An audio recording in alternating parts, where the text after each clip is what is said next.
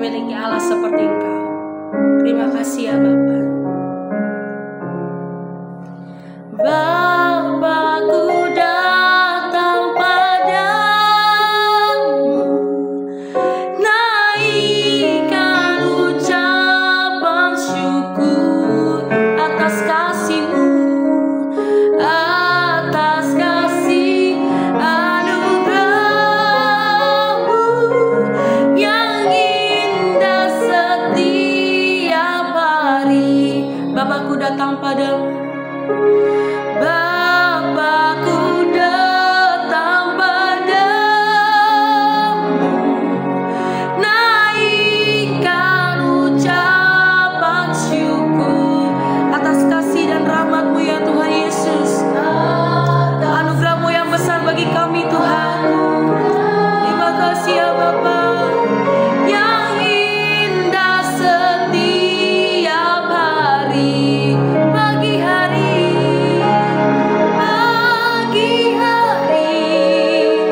siang hari, sore dan malam hari.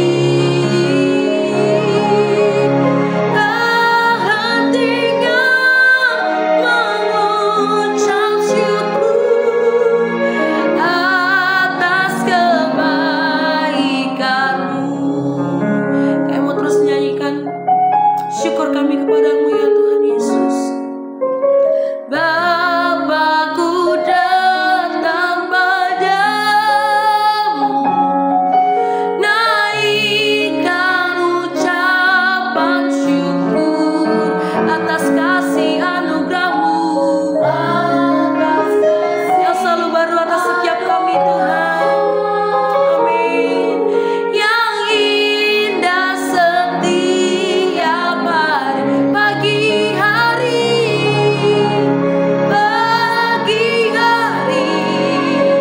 siang hari, sore dan malam hari.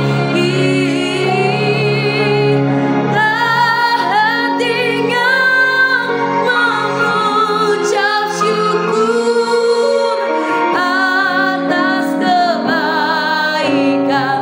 Pagi hari,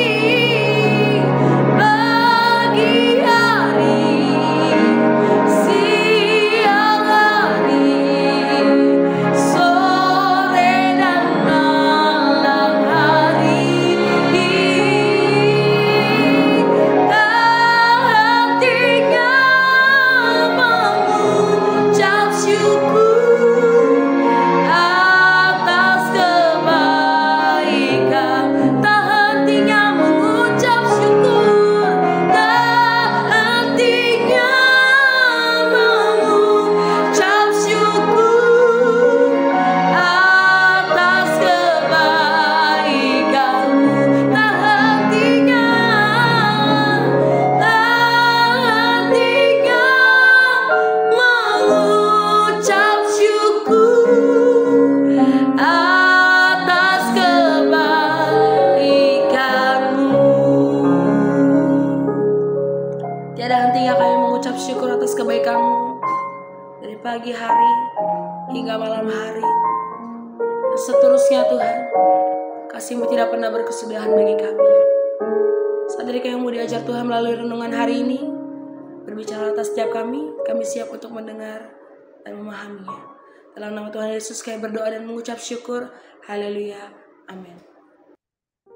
Shalom Bapak Ibu dan Saudara-saudari, kita berjumpa kembali di dalam perenungan intim dengan Allah, yang pada kesempatan ini akan membahas mengenai hidup memuliakan Allah melalui pembaharuan karakter. Firman Tuhan yang akan kita pelajari bersama terdapat pada Yohanes 13, ayatnya yang ke-34 dan 35. Berikut adalah firman Tuhan di dalam Yohanes 13, ayatnya yang ke-34 dan 35. Aku memberikan perintah baru kepada kamu, yaitu supaya kamu saling mengasihi, sama seperti aku telah mengasihi kamu, demikian pula kamu harus saling mengasihi. Dengan demikian, semua orang akan tahu bahwa kamu adalah murid-muridku, yaitu jikalau kamu saling mengasihi. Bapak, Ibu, dan saudara-saudari, di dalam Titus 2 ayat yang ke-7 dan 8 yang telah kita pelajari sebelumnya, terdapat beberapa hal yang dapat kita pelajari dari pembaruan karakter. Hal-hal tersebut adalah menjadi teladan dalam berbuat baik, memberikan pengajaran dengan disertai kemurnian hati, komitmen dan kejujuran, serta menggunakan perkataan yang sehat dan tidak bercela. Intinya adalah pembaruan karakter harus dapat dilihat dan dirasakan manfaatnya oleh orang-orang di sekeliling kita. Pembaruan karakter harus menjadi berkat bagi banyak orang, dimulai dari lingkungan kita yang paling kecil, yaitu keluarga.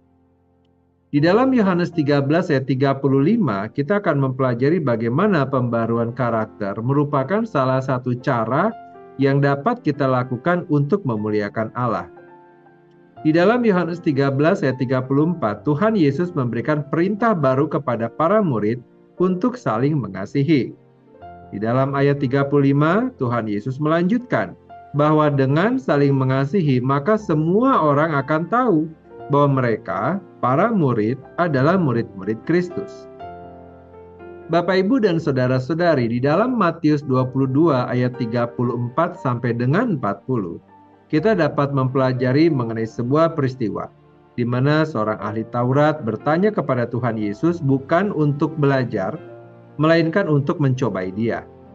Di dalam ayat 36, ahli Taurat itu bertanya mengenai hukum yang terutama di dalam hukum Taurat, yang kemudian dijawab oleh Tuhan Yesus di dalam ayat 37 sampai dengan 40 demikian. Jawab Yesus kepadanya, "Kasihilah Tuhan Allahmu dengan segenap hatimu, dan dengan segenap jiwamu, dan dengan segenap akal budimu. Itulah hukum yang terutama dan yang pertama.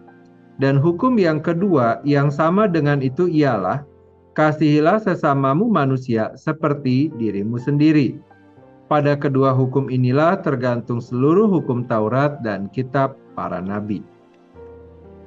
Bapak, Ibu, dan saudara-saudari, dalam Matius 22 tadi, sudah jelas bahwa setiap orang harus menerapkan kasih di dalam kehidupan mereka, baik kasih kepada Tuhan dan juga kasih kepada sesama.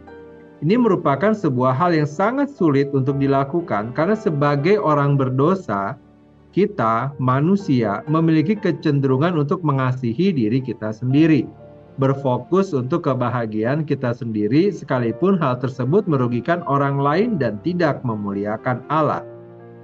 Di dalam 2 Timotius 3 ayat yang pertama sampai dengan ayat yang kelima dengan jelas menuliskan mengenai kehidupan manusia di zaman akhir ini, di mana manusia mencintai dirinya sendiri, menjadi hamba uang, membual, menyombongkan diri, pemfitnah, pemberontak kepada orang tua, tidak tahu berterima kasih, tidak memedulikan agama, tidak tahu mengasihi, tidak mau berdamai, suka menjelekkan orang, tidak dapat mengekang diri, garang, tidak suka hal yang baik, pengkhianat, tidak berpikir panjang atau senang bertindak semaunya, sok tahu, lebih menuruti hawa nafsu daripada mengikuti Allah. Inilah yang dilakukan oleh orang-orang di zaman ini. Bahkan hal-hal tersebut menjadi sebuah norma baru, sebuah hal yang dianggap biasa. Bapak, Ibu, dan saudara-saudari, di dalam terang kasih Kristus yang telah dianugerahkan kepada kita, kita dapat melihat bahwa begitu banyak hal yang dianggap normal bagi dunia yang sesat ini adalah sebenarnya tidak normal. Bukan kehidupan seperti itu yang dikehendaki oleh Tuhan bagi setiap umatnya. Dari mana kita mengetahuinya? Dari firman Allah.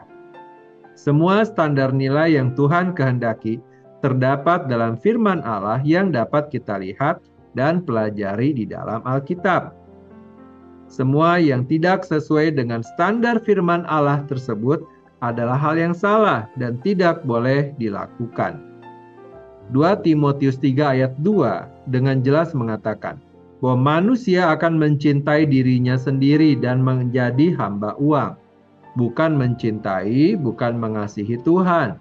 bukan mencintai, bukan mengasihi sesama, melainkan dirinya sendiri. Di dalam dunia yang tersesat dan di tengah angkatan yang bengkok inilah, kita diperintahkan oleh Tuhan untuk menjadi berkat, bukan mencintai diri sendiri dan menjadi hamba uang, melainkan untuk mencintai dan mengasihi Tuhan Allah. Matius 22 ayat 37. Untuk mengasihi dan mencintai sesama manusia dengan benar. Matius 22 ayat 39 dan Yohanes 13 ayat 34. Salah satu parameter di mana kita tahu bahwa kita dapat menjadi berkat adalah dengan kita menghasilkan buah roh yang terdapat di dalam Galatia 5 ayat 22 sampai dengan 23. Bapak, Ibu, dan saudara-saudari, mungkin sekali di masa lalu kita adalah orang-orang yang sama-sama tersesat, tidak tahu apa yang benar, orang-orang berdosa yang layak untuk menerima murka Allah. Tetapi kini kita telah mengetahui kebenaran yang sejati. Oleh karena itu kita harus berubah. Roma 12 ayat 2 mengatakan, janganlah kamu menjadi serupa dengan dunia ini, tetapi berubahlah oleh pembaruan budimu, sehingga kamu dapat membedakan manakah kehendak Allah, apa yang baik dan yang berkenan kepada Allah dan yang sempurna. Ini adalah pembaruan karakter yang kita harus kerjakan sebagai orang percaya. Kita pasti akan mengalami berbagai tantangan dan pergumulan. Oleh karena itu, andalkan pimpinan dan kekuatan dari Tuhan, karena kita tidak akan dapat berjalan sendiri. Bapak, Ibu, dan saudara-saudari, jika kita melakukannya dengan setia, maka kita tidak lagi menampilkan karakter kita yang lama sebelum kita mengenal kebenaran, tetapi kita menampilkan karakter Kristus, menghasilkan buah roh, kebaikan, dan karakter Allah yang dapat dinikmati oleh banyak orang. Dengan demikian, semua orang akan tahu bahwa kita adalah murid-murid Kristus. Yohanes 13 ayat 35. Seperti yang terdapat juga di dalam Yohanes 3 ayat 30. Ia harus semakin besar, tetapi aku harus makin kecil. Dengan demikian, hidup kita adalah hidup yang memuliakan Allah melalui pembaruan karakter kita. Mari kita berdoa. Bapa yang baik, kami kembali berterima kasih untuk firman Tuhan dan renungan yang telah kami dengarkan pada hari ini. Kami diingatkan bahwa tujuan dari hidup kami adalah untuk memuliakan Allah dan menikmati Allah selamanya. Oleh karena itu kami bersyukur Tuhan masih memberikan kesempatan bagi kami dalam berproses dalam pembaruan karakter kami, agar kami menjadi seperti apa yang Tuhan kehendaki, menampilkan karakter Kristus dalam setiap aspek kehidupan kami. Kami menyadari bahwa hal ini tidaklah mudah, tetapi bersama dengan Tuhan, kami akan dapat cakap menanggung segala perkara, karena Engkaulah yang memberikan kepada kami kekuatan. Oleh karena itu kami kembali memohonkan kepada Tuhan, berikanlah kepada setiap kami hikmat dan kekuatan, untuk kami dapat menjalani proses hidup kami, pembaruan karakter kami, sehingga kami dapat menjadi seperti yang Tuhan kehendaki. Terima kasih Bapa, kini kami memohonkan kepada Tuhan, kiranya damai sejahtera dari Allah Bapa, cinta kasih dari Tuhan Yesus Kristus, serta persekutuan dengan Allah Roh Kudus, menyertai kami sampai kedatangan Tuhan yang kedua kali menjemput setiap kami yang percaya. Di dalam nama Tuhan Yesus kami berdoa. Amin. Demikianlah pembacaan firman Tuhan dan perenungan intim dengan Allah pada hari ini. Sampai bertemu kembali di dalam perenungan intim dengan Allah berikutnya. Tuhan Yesus memberkati.